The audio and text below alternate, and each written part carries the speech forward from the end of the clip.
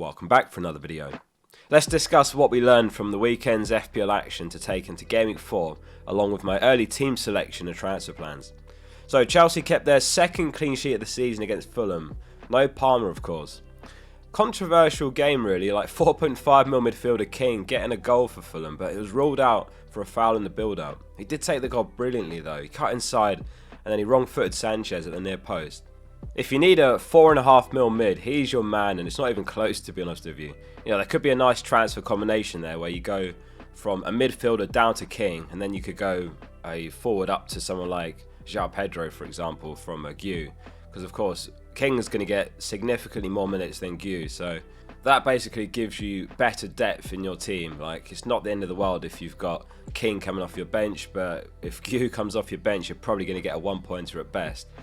We'll have to see if Chelsea actually end up recalling Gu, because, yeah, Delap picking up an injury in the first half, and he's expected to be out, it could be 6 to 8 weeks, maybe even longer. And suddenly João Pedro looks even more appealing. Chelsea reportedly trying to cancel Jackson's loan to Bayern, but he doesn't want to come back, so it looks like he's still going on loan. João Pedro on the score sheet once again as well. His ownership just rising and rising, which is quite frightening as a non-owner myself. Like, his effective ownership in the top 10k was about 100 and something percent, like 103%. So, yeah, quite costly rank-wise. And there was a header off a corner from João Pedro. A second half penalty for Chelsea as well. And it looked like João Pedro was on for a brace, but Enzo took it and he scored it for a 12-point haul. 23 defensive contributions from Caicedo. Absolutely mad. Chalobah, Tosin, Tete and Anderson also hit the threshold. If you missed it, you can check defensive contributions on the FPL Focal app. It's completely free and there's no better way to check it. You'll have to forgive me, my voice has gone a bit. I was at a wedding yesterday and still recovering. Right, Man United took 3 points from Burnley at Old Trafford, and it was an own goal first. It was actually a Bruno free kick. The header rattled off the bar and it came back off Cullen for the own goal. Man United are the first team ever to have their first 2 goals of a season be own goals. There was also a penalty given first half, which Mount won, but after review, no pen given. And Mbeumo got his first league goal for United, and he should have had more really. At one point he squared a ball to Ahmad for an open goal, but he skied it. 1.32 expected goal involvement for Mbeumo. That was the most on Saturday. A really unlucky swing on Cunha versus Mbeumo versus Bruno, given 2 out of the 3 returned. I mean, many went for Cunha. He even rose in price before the deadline, but yeah, 1 point of him going off injured. Did any of you captain Salah Game Week 1 and 2 and then Bruno Game Week 3? Because if so, that means you've had 3 blanks turn into a 32-point gain from the 94th minute onwards from the opening 3 game weeks. Cunha was spotted walking freely outside Old Trafford after the game, so hopefully that's not a serious one. Dorgu was benched for Man United. That was another surprise there, given he didn't start in the League Cup either, so not as nailed as we hoped seemingly. In stoppage time, a penalty given for a shirt pull and Ahmad, which of course Bruno took, and this time he buried it, going from 0 to 2 bonus points as well for a 10-pointer, or 20 if you captain him.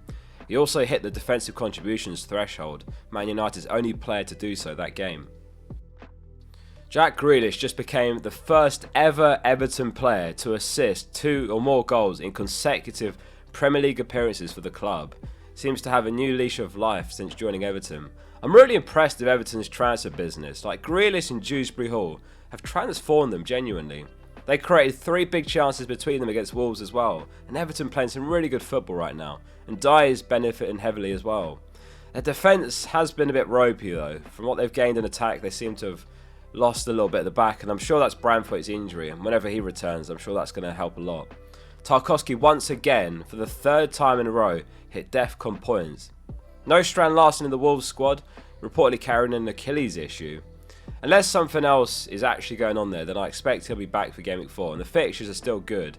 Game Week 4 is Newcastle away, that's not great, but Game Week 5 onwards, Wolves have still got really nice fixtures. So yeah, Dewsbury Hall with a goal, assist, and maximum bonus points for a 12-point haul.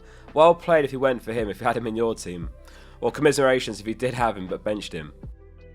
Let's take a look at the fixture ticker, which is sorted by difficulty. So, who's got the best fixture run from Game Week 4 onwards after the break? At the top spot, it's Spurs. They've got a run of West Ham, Brighton, Wolves and Leeds for their next 4. So it looks like a really good entry point for, someone like Kudus, Porro. I know a lot of you have mentioned Richarlison as well. I just still think there could be some early subs in the coming weeks. But yeah, in fairness, like the fixtures are solid. And, you know, maybe you're looking to wildcard in the near future, like Game Week 6, then he's obviously great as a short-term pick if he doesn't work out. In terms of Wolves, I think Strand Larsen's the only Wolves pick that I think is worth looking at right now.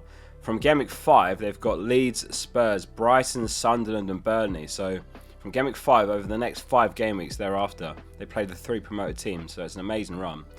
Honourable mention to Goodmanson, Leeds are up here on the ticker as well. Another clean sheet last game week, and 3 bonus points in that Newcastle game. He's been the best 4-mil defender so far in terms of points. Bournemouth sit 5th on the ticker, so they've still got a pretty nice run to come.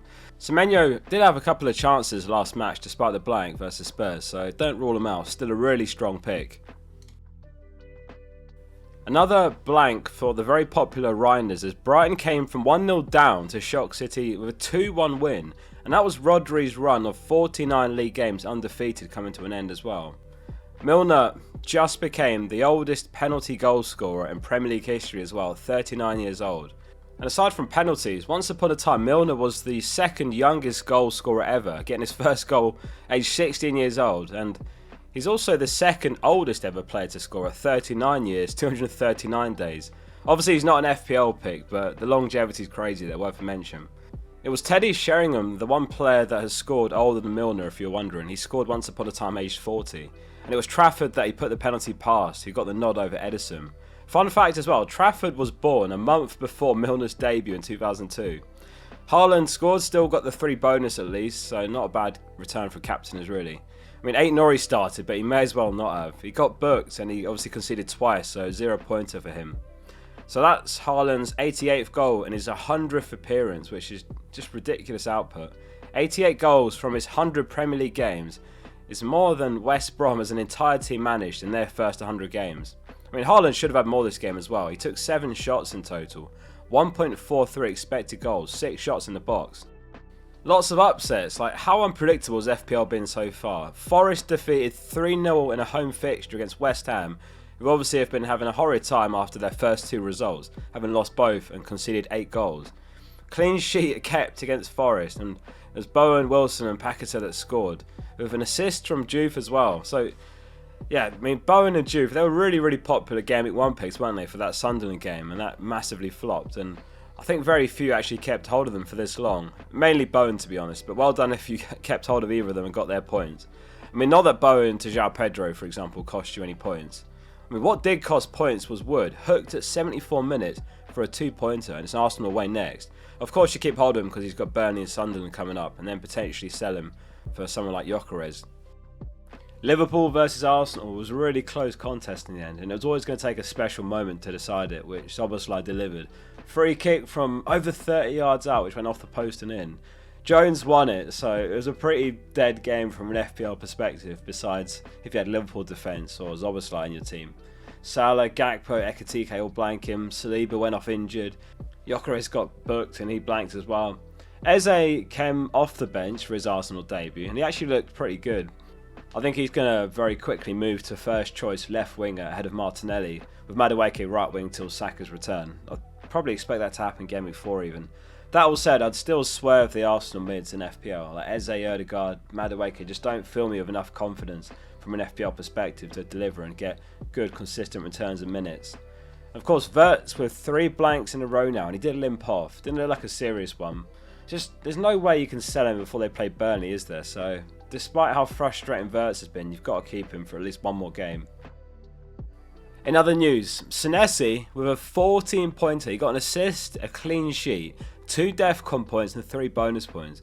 We've talked about him quite a lot in pre-season videos because he's an absolute beast for DEFCON basically in terms of how many contributions per 90. He's averaged 14 per game this season for 4.5 mil, incredible value. You can start basically every game with that fixture run that we saw earlier. And as the early game weeks have shown us, they're not a vulnerable defence necessarily, despite all the outgoings this season. Evan Nilsson got his first goal of the season that match against Spurs. He's a good value pick for 7 mil to consider. Chalobah also hit the assist, clean sheet, DEFCON and bonus combination for 14 points himself. He started all 3 for Chelsea and he's only 5 mil. Tosin has started the last 2 and he's 4.5 mil. Doesn't feel quite as nailed as Chalobah potentially, but he's definitely an option for that cheap. But yeah, Chalobah, same price as Burn, who's 5 mil. Although we've only got 3 matches as a sample size, which is admittedly small. Newcastle's 1.58 expected goals conceded, the best of all teams so far this season. By the way, Scout are currently doing a 2-week free trial of membership, so you can play around with all the great FPL tools they've got over this international break, and then decide if you want to keep it running or not. You can use my link below to get those 2 free weeks, and if you do decide to keep it running after the free trial, you'll also get 40% off. Link in the description for that. An early look at my Game Week 4 team selection and transfer plans. So it's going to be Sanchez in goal, given that Burnley have got Liverpool, easy decision there. It's Anderson, it's Porro and Romero in defence. And then it's Salah, Gakpo, Bruno, Rodgers and Reinders in midfield. And then it's Gyökeres and Watkins up front. So yeah, Murillo drops to the bench for the Arsenal game. But Anderson's got Leeds home, which looks pretty good. I was originally dead set on doing Palmer to Dango and Gu to Gyökeres. And then Palmer had an unexpected price fall right before the deadline, which caught me off guard, so I could no longer afford it. So I had a choice to get a 5.5mm mid instead, like Anderson, or sell Strand Larsen instead of Gu, and then I can afford a better midfielder. So Gakpo and Semenyo were the 2 that I was looking at, and I went Gakpo in the end, and obviously he's got a great fixture after the international break, Burnley, and then he's got Everton home, and of course I'll have Salah for that game as well, who's going to be my captain. I did also really consider Semenyo and Wood for Palmer and Gu, which was a really close decision, but in the end all 4 players that I considered, Semenyo, Wood, Gakpo, Gyökeres, all blank, so nothing gained, nothing lost so far anyway. I could sell Bruno or Rodgers using my 1 free transfer. Like, Sar's got Sunderland home, so I really like Sar. I can afford Semenyo as well if I sell Rodgers, so that's something I will consider still.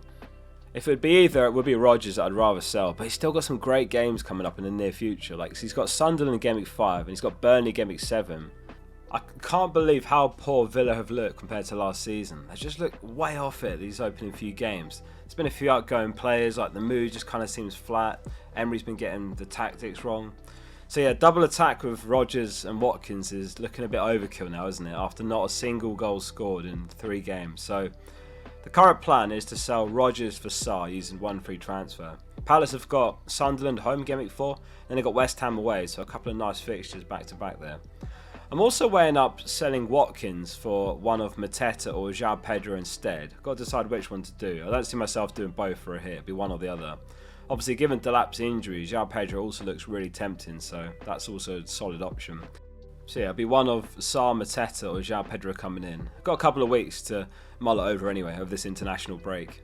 Let us know in the comments below how many points you ended up on in Game Week 3 and whether that was a green or red arrow. Thank you very much for watching. Do hit like and subscribe if you enjoyed the video, and I'll see you soon for the next one.